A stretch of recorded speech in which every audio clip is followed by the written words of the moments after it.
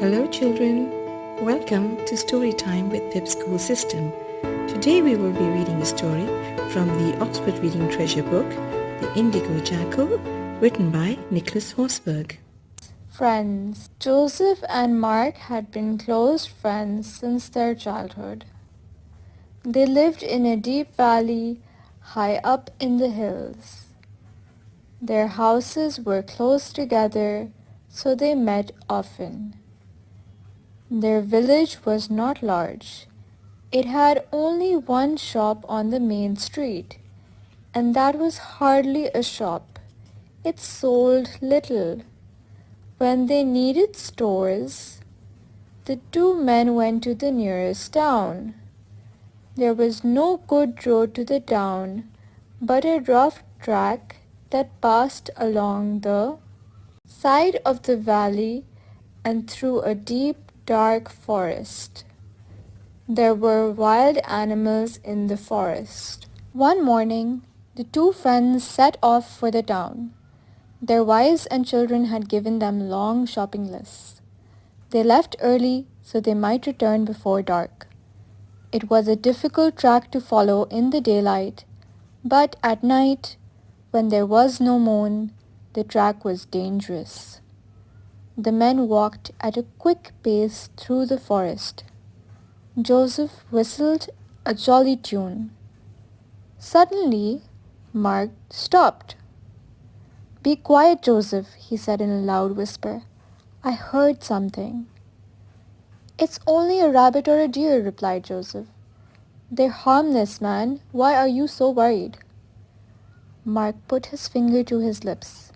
He turned this way and that, but heard nothing. The forest was silent. "It might have been a bear," said Mark, as he started walking again. Joseph laughed and playfully slapped Mark on the back.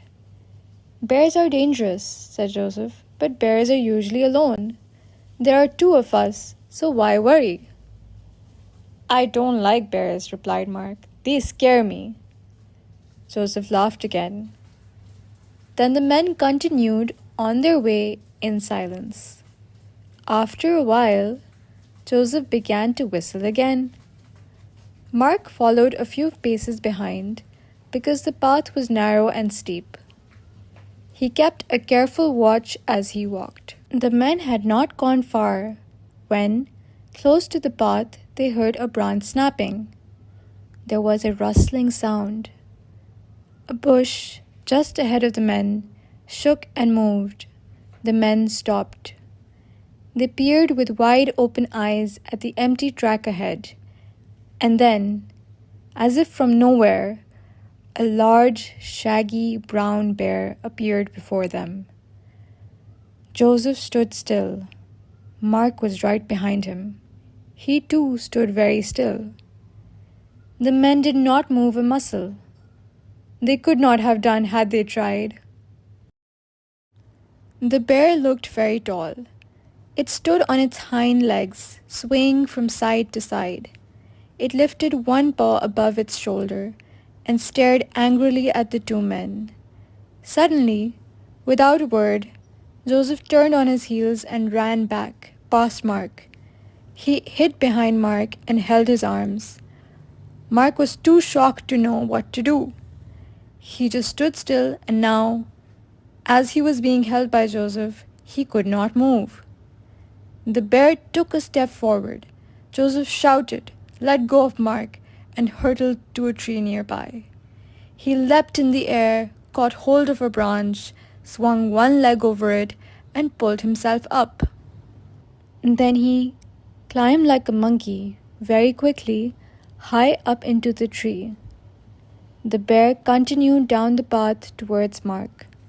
It was now very close, and Mark had little time to think. But he had to do something. He could not just stand there and wait for the bear. So, in a flash, he fell to the ground and lay in a heap. He closed his eyes and breathed gently. He pretended to be dead.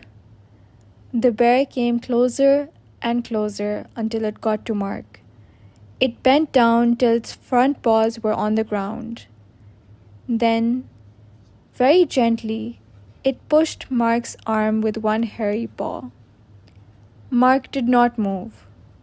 The bear bent closer to Mark's face and sniffed. Its snout touched his cheek. Mark wanted to shout or cry or leap up and run away, but he could not. He kept his eyes tightly closed. The bear sniffed and poked Mark from head to toe. Then it grunted and growled in his ear.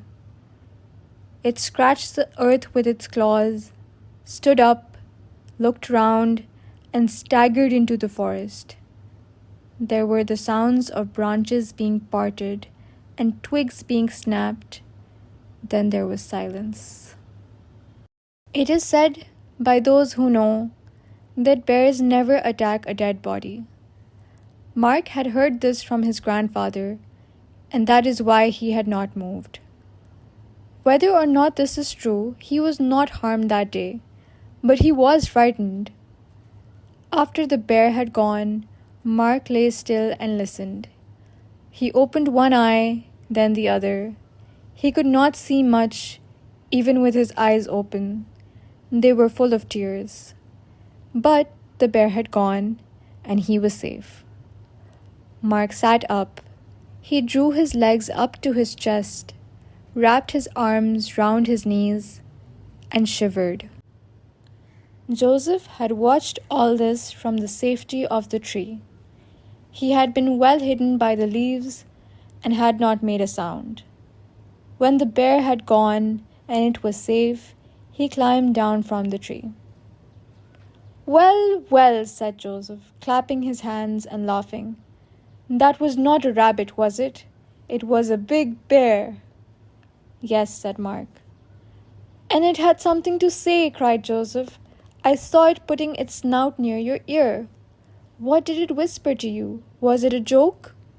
"No," said Mark. "Then what did it say?" asked Joseph. "The bear gave me some advice," replied Mark. "And what was that?" asked Joseph. "The bear told me never to travel with a friend who runs away when danger is near," replied Mark. Mark walked off along the path, and Joseph followed behind. Joseph was not laughing or whistling now. He was feeling sad he had not helped his friend. So, children, how did you like the story? Isn't it fun? Reading is fun.